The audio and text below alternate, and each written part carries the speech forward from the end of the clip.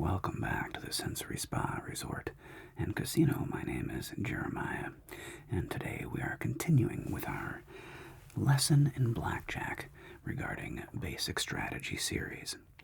So, please take your seat. Now again, the origins of Blackjack. We don't know exactly when the game began, somewhere in France, and it worked its way over to the United States of America in the mid to late 1800s through originally the New Orleans area. Back then the game was known as 21, 21 meaning 21 in French. And the game continued. However, it was in the 1950s that four gentlemen who were Army Corps engineers started playing around with something known as what would become known as basic strategy. Now, their title is also known as the Four Horsemen of the Apocalypse. Three of these gentlemen went on. Two of the gentlemen had masters in mathematics, and the other two, one had a master's and the other one went on to have a PhD and actually teach at Georgetown. So these are all very learned men, and they devised a strategy based on mathematical odds. And if you play perfect basic strategy, which was what has become colloquially known as the book, it only gives the house a 0.5% advantage, so a very slim margin. So Blackjack is one of the closest games where it's a 50-50 to the player. Now, this of course does not mean that you will win, even if you are counting cards and varying your bets. There is no guarantee. So remember, it is always gambling, and it should be viewed for purely entertainment purposes. Now, what we are trying to do is both you, the player, and me, the house, are trying to get to 21 or as close to 21 as possible based on the face value of the card. So, for example, 7 is worth a 7, 4 is worth a 4, 2 is worth a 2, so that's a 9. You don't get to see my card, the second card. You don't get to see that. So the advantage that I have as the house is that I go last. There can be as many players at the table, 5, 7, 8 players at the table, and I get to go last. However, the house must hit until I have at least a 17 or better. Modern casinos, using their mathematical wizardry, discovered that it is actually a fraction of a percentage of an advantage for the house to hit on a soft 17. We'll explain more what that means in a moment. It just means an ace and a 6. The ace can be a 1 or an 11. And so they decided that basically every casino now must hit a soft 17. So they only stand on a hard 17 or better. Does that make sense so far? Wonderful. So in this scenario, we have a 9 versus a 4. Now, the book says that a 4 is a bust card. Now, what does that mean? What is a bust card? A bust card traditionally is a 4, 5, or 6. Now, the reason those are considered bust cards, and if you're counting cards, that's why when they come out, the count of the deck goes higher, and when a 10 card, 10, Jack, Queen, King, or an ace comes out, the count goes negative. What they're referring to is the fact that the odds are the card underneath here is probably a 10, okay? So you have to assume that the card beneath is a 10 because there's a 10, Jack, Queen, or King, so 4 out of 13 cards. Is that right? 9, 10, 11, Jack, Queen, King, Ace. 14 cards. Can be a 10 card. So let's take a look. Well, so we're assuming this is a bust card, and you have a 9. Now, again, the book is fascinating. When you are showing a 9, the book says you should actually double down against a 3, 4, 5, or 6, because you cannot bust. If you get an ace, you're going to have a 20, and the odds are that I will bust because this is probably a 10 and I'm going to have to hit and I'm probably going to bust. So if we were playing here, let's say we had a stack of chips. This is $25 chips. So let's say you bought in for $100. Okay, and let's say you put a $10 bet because that is generally the minimum bet at most casinos, and if it's on the weekend, honestly, the minimum bet is often $25. So let's say you'd put a $10 bet down and you wanted to double down. You would reach for your chips. You would put them like so, doubling down, and I would give you one more card, and you would now be at 14. But you have to stand. So I now show what I have. I have 4. So this is a soft 15. Okay, 11 plus 4 is a soft 15 or a 5. And of course, being a 15 or less, I must hit, and I get a 9. Now, that would be, if this was a hard 15, this would be a bust. But now the ace turns back into a 1, so this brings us back to 14, 9, 10 plus 4 is 14. And again, I have to hit, and I hit, and there you go. I busted 22. So you would win $10 and $20. Does that make sense so far? Very good. Let's play some more.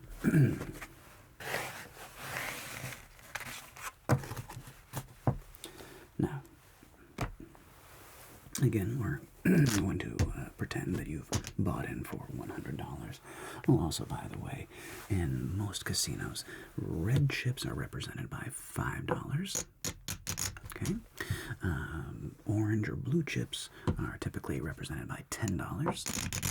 Okay, and green chips are typically $25 chips. Now, this is subject to change. There's no hard, fast rule that says this is the case, but it's generally a guideline. So, what would you like to bet? And let's assume we are playing at a friendly $10 table where the minimum bet is $10. $10 again. Wonderful. So we're betting $10. Okay? Now you're going to get a card. In this case, a 10, king, and a 5, so you have a 15. And the first card can either be up or face down, but the point is you will see the first card that I draw out of my shoe. Now again, this is called a shoe. This happens to be a 6-deck shoe, which is the standard 6 random decks shuffled together, making it very difficult to count the cards. Again, you have a 15 against a 4. Some people might say, well, why don't you just hit a 15? You're a long ways from getting, you can get a 6 or less and get a 21. This is true. However, again, we have a bust card. We are assuming that the card beneath is a 10. So the book, okay, Basic Strategy, invented by the 4 horsemen of the apocalypse, the 4 core army engineers, said that you should stand on a 15 against a 3, 4, 5, 6, actually even a deuce. In fact, if you have 13 or better, the book says to stand against a 2 through a 6. So if you have 13 or better, I am showing a 2 through 6. The book says stand. So you would stand, you would wave your hand across your cards like so. And I would then show, not the 10 we wanted, 9. Now this 9's a little more dangerous, but I have to hit 9 hits. Now this is better. And we're back to 14. And again, I have to hit 14 hits. And 14 becomes a bust.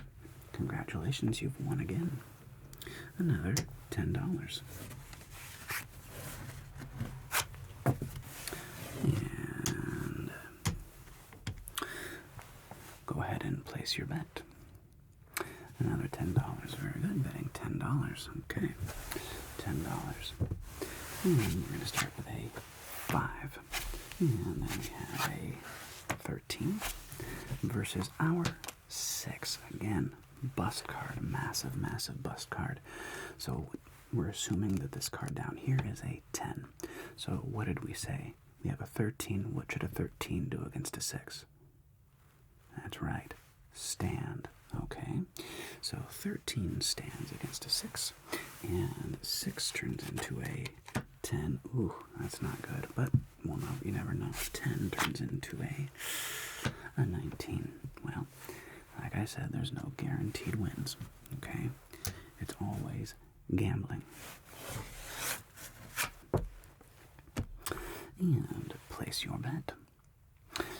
Very good, $10 bet. Okay. And so far, we so good. Wonderful.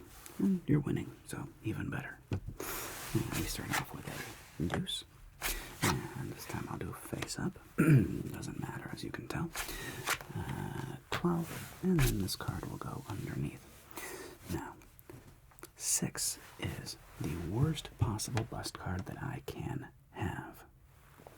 And even though anything other than a 10 is going to be good for you, the book says to stand against a 4, 5, or 6. Now that may seem very counterintuitive. Why would you stand? You only have a 12. Because you don't want to risk getting a 10 card, a 10 Jack, Queen, King, and the odds are that I am going to bust. So, when you have a 12 against a 4, 5, 6, you stand. So let's see what happens. Let's see if it works out. 6 becomes a 16. See? There we go. And 16 must hit, and well, you were supposed to win on that hand. The odds were in your favor that any card more than a 5 was going to come out. If a 6, 7, 8, 9, 10 Jack, Queen, King came out, then you would have won. In this case, it didn't work. So far, so good.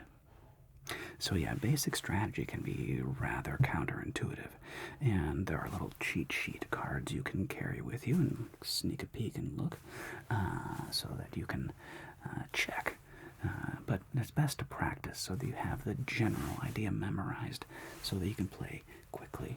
And in my experience in going to Vegas, every now and again, not too often, you can actually ask the dealer, what does the book say?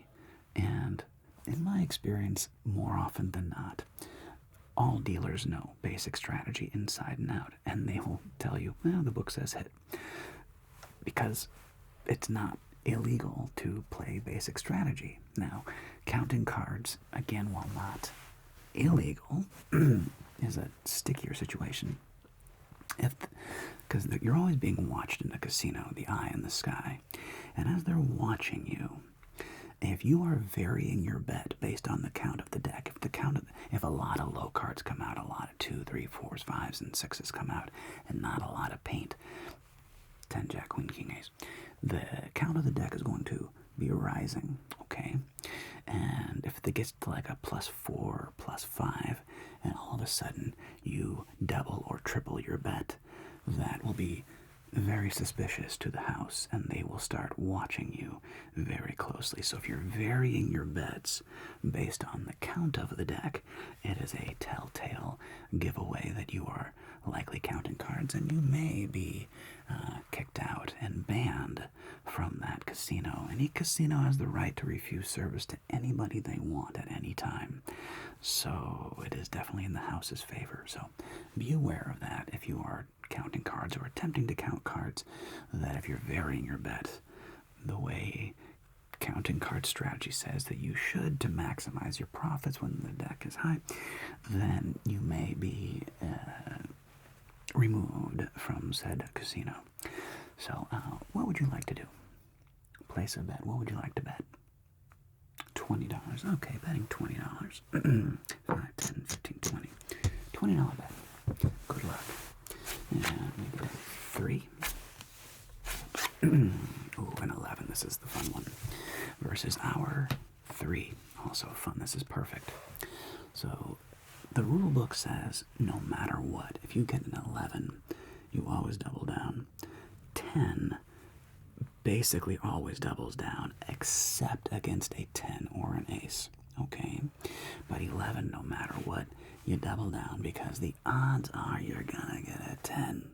And then you get 21, which is obviously the best hand you can get, other than a straight blackjack, which is when you get an ace and a 10 card out of the gate. And as long as the house does not have an ace or a 10, that automatically pays 3 to 2. So your original bet plus 50%. Okay? So do you remember what to do when you double down? That's right, you double your bet. So you put that bet on your cards, and the house gives you one more. Oh, look at that, 20. Wonderful hand. And we are going to go bonk, and we have an 8. 8, of course, must hit. 8 turns into a 15. 15 must hit. And 15 turns into a 22. So, congratulations, you just won $80. And in fact, let's use some bigger chips here. 1, 2, 3, 4. And 1, 2, 3, 4. 80. I'm sorry, not like that. Like that. 10, 20, 30, 40. $40 richer. Congratulations. Am I making sense? Outstanding. And your bet, please. $20 again. Why not? Betting $20 again. 1, 2, 3, 4. $20 bet. And best of luck. And we'll go with a 9 versus our, not yet actually, 15 versus our 7. Okay. Now, here's where it gets difficult as the gambler. The previous hands have been pretty straightforward and makes sense. 7. You have to assume that this card here is probably a 10 card. Okay? So your 15 against a probable 17 is not going to win. So the book says you hit a 15. Okay? Unless this is a 6. Other than that, if this is a 7, 8, 9, 10, or ace, you're going to hit a 15. So you tap the table or scrape your fingers. And you get one more card. That was very close. 22. So you did bust.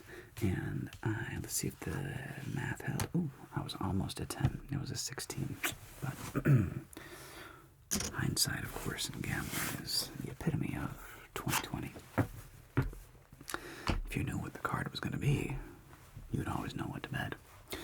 And your bet, please. $10. Let's slow it down a little bit. $10 bet. Very good. And we have a 10. And 14. Sticky hand versus a 10. Now, whenever the house has a 10 or an ace, you'll always see them pull back, and there's a little space where they can check their card. What they're doing is they're making sure that the card beneath is not a ace, making them have a blackjack. In this case, this is not an ace, and we will continue. So, what did we say about a 14 against a 10 card? Do you remember? That's right. The book says hit because you have to assume that the card beneath is a 10. So you would hit the 14. You're aiming for a, let's see, it could be that 7. Okay, now you have an ace. Now that, of course, is a 1 or 11, so now you are at 15. Again, what does the book say to do? That's right, you're supposed to hit again.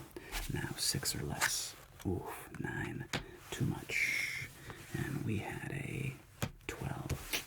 But one can never know these things. Hindsight. And your bet, please. $10 bet. Very good. Betting $10. And best of luck. And we'll go with an ace. Oh, now we might be getting a blackjack. Come on, 10 or monkey. So if anybody calls out monkey, come on, give me the monkey, give me the monkey. They're talking about a 10 card.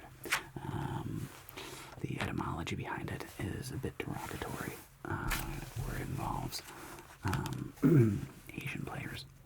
And monarchy, monkey, monarchy, difficulty with R's. So, but listen, I have many Asian gambler friends, and they'll always call out monkey. So you're free to use the term monkey, and nobody will think you're being racist or annoying. Monkey is now a very generally accepted term. So you have a soft 15 against a 2. What should you do?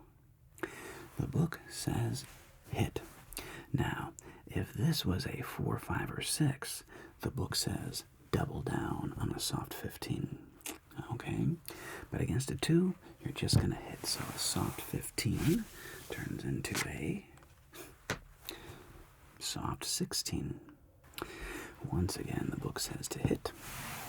And soft 16 turns into a hard 16. Now, the hard 16 stands, and now we're hoping that the house busts. So let's see what happens. 2 turns into a 4. 4 must hit. 4 turns into a 11. Now, this is not good. 11 hits and becomes a, okay, we're still in the game. 14. 14 must hit. 14 becomes a 15. And a 15 must hit. And a 15 becomes a bust. Congratulations. Now, if you were counting cards, every time you saw a paint, queen, ace, 10 card, the count is going down. So the count would be dropping 1, 2, 3, 4. But every time you see a 2 through 6, the count goes up. So, anyway, counting is its own animal. So, and again, it's not really, I'm sorry, I need to pay you. It's not really, unless you're a very, very, very, like, serious gambler, I wouldn't worry about counting cards too much. I would keep a rough idea. If you've seen a lot of low cards come out, be like, oh, the deck's probably, the count's probably a little higher right now. Maybe I could vary my bet a little bit. And if it's been a lot of 10 paint cards, you might say, well, it's likely that it's not going to be as beneficial, so maybe I should lower my bet a little bit. But, you know, many people dedicate their lives to being professional gamblers and counting cards. Some succeed. Most do not. It is an interesting lifestyle choice. Your bet, please. And $10 bet again. Very good betting. $10. And we'll start off with a 10. Okay, like delightful. And we'll have a 20. Fantastic. Versus our 10. Now, of course, I will peek and make sure that I do not have a 21. And in this case, I do. So, I win. It happens. It goes both ways. And your bet, please. $10 bet. Very good betting. $10 again. And let's see if we can get a little lady luck on our side with a deuce. And let's go face up this time, because again, it totally doesn't matter. What does matter, the first card you see from me is going to be face up in the long run, whether I do it face down and flip, or just face up and card underneath. And 5 versus a deuce, and this card will go right there. Now a 5 on a 2 will always just simply hit. Let's see if we can improve our hand. 5 hits and becomes a 13. Now, 13 against a 2. Do you remember what to do? Tricky one, right? The 13 against a 2 stands. If you have a 12, stands on a 4, 5, or 6. 12 hits a 2 against a 2 or a 3. But a 13 stands on a 2 through 6. Okay? Okay, so you're going to stand on that 13. And 2 becomes a 7. 7 becomes a 14. Good card for you. 14 becomes a bust. Congratulations.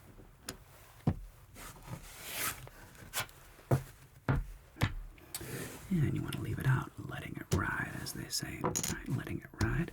$20 bet. Best of luck. And we have a 10. Here we go. How about a blackjack? How about an ace? Ooh, 18. Versus our 10. Now, the house will always sneak the peek, and it is not a blackjack. So, would you like 18? You're always going to stand. You always stand on a hard 17 or better, just like the house does. That's what the book says. Can you hit this card? Yes, you may. Should you hit that card? Absolutely not. And let's see what fate happens. So, stand, and the 10 becomes a 20. Unfortunate. Unlucky. And in case you're wondering, no, I never stack the shoe. I'm simply playing and walking you through hands as we see them. There are interesting examples, which hopefully we can get into, but like if you have 2 aces, for example, you always split aces, and you're always going to split 8s. It just means you're going to create a totally new hand, basically. In the case of aces, it's a little bit different. You'd only get one card after you split. An 8, you can get as many. It's like a normal hand again. Now, it's a new rule in Vegas. The old rule in Vegas, even 15 years ago, was that you could just play your aces as a standard hand. However, the casinos didn't like that they were losing money when that happened, so they made the rules more in their favor. Let's just say casinos don't make billions of dollars because they give their money away, if you know what I mean. So, hopefully we'll get an opportunity to see what happens, but in the meantime, your bet, $10 bet, okay.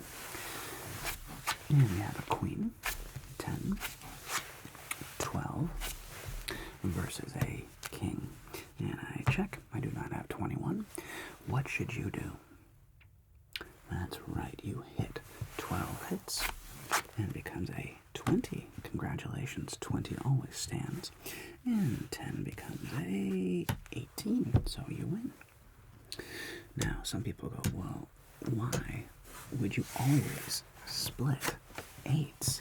I mean, you had 16. That's not a terrible hand, right? Well, 16 is about the worst hand you could have, because you're not at 17 where you'd be a push with the dealer if you tied. So the theory behind always splitting aces and 8s is that the odds are you're gonna make a better hand after you split. Does that make sense? But yeah, you never split 10s because you already have 20. So you're probably going to win. So the book says basically never split 10s. Now, what about if you have 2 9s? Yes, you almost always split 9s, except against a 7, 10, or an ace. Now, that's kind of weird, right? Why would you not split an 18? Because you already have 18. You assume the card underneath the 7 is a 10, making a 17, which means you would win. But otherwise, the odds are against a 10 or an ace, you just stand on your 18. But against a 2 through 6 or an 8, 9, the book says you might as well split. Hopefully you get a couple 10s, get a couple 19s in your hand, and you're more likely to win that way. It's all mathematics, probability theory. Does that make sense? Very, very good. And your bet, please. $10 bet again. All right, betting $10. And we'll go with a 3. And we have a 10.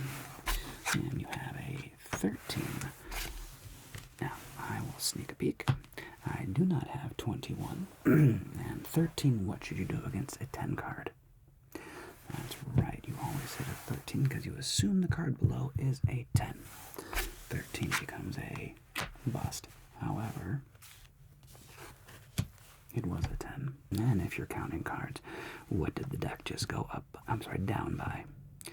That's right, the deck just went down -3 because these two cancel each other out, so -1, 2, 3. But again, who's counting? Honestly, I don't. I don't bother counting. The eye in the sky is counting, but I don't bother counting. You do what you want. And your bet, please. And here we go. $10 bet. Alright, $10 bet. And we have a 4.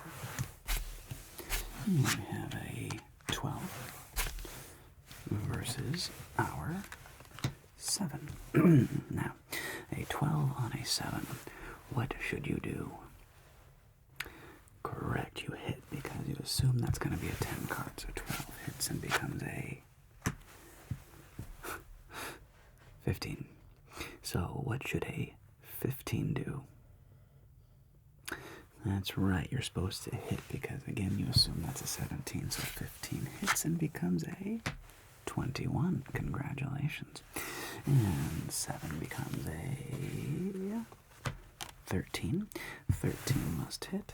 13 becomes a bust. Congratulations. Very, very nice. And the last thing we haven't really talked about other than just random, when you have ace 8 versus a 6, or an ace-7, so a soft 18 versus a 6. You know, in weird cases like that. Like, for example, ace-7, so a soft 18 doubles down on 2 through 6. Ace-6, so a soft 17 doubles down on 4, 5, 6. Okay, so those little kind of things you just have to memorize. Got to memorize those kind of weird rules, but generally the math makes logical sense. Does that make sense? Okay, and your bet, please. Okay, $20 bet. All right, $20 bet. And best of luck, and we have a 6 versus our 6. 15 versus a 6. What do you do? That's right, you stand. You stand against a 6 because this is supposed to bust. So, 15. Perfect 15 hits. This should bust. And there it did. So you won $20. Congratulations. And your bet. $20 again. Alright, then $20 again. $20 bet. Good luck. And we have a 10. 20 versus our 10. I gotta sneak a peek. I do not have a 21. And you, of course, will stand. 20 is a wonderful hand. And we have a 16. Good for you. So I must hit. And look at that. Bust. Busterooski. Congratulations. And what would you like to do? Well, that's right. Never walk away from the table in the middle of a winning streak. What do you want to bet? $40. Well, we'll see what happens. Betting $40. Alright, here we go. And we have a 10. Oh, and we have a 18 versus our 9. What do you do? Correct. In this case, you just stand.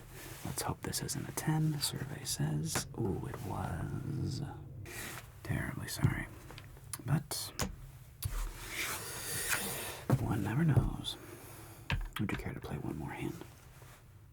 A $10 bet. I don't like leaving on a loss either. I don't know why. Let's see what happens. 10. Come on now. Come on now.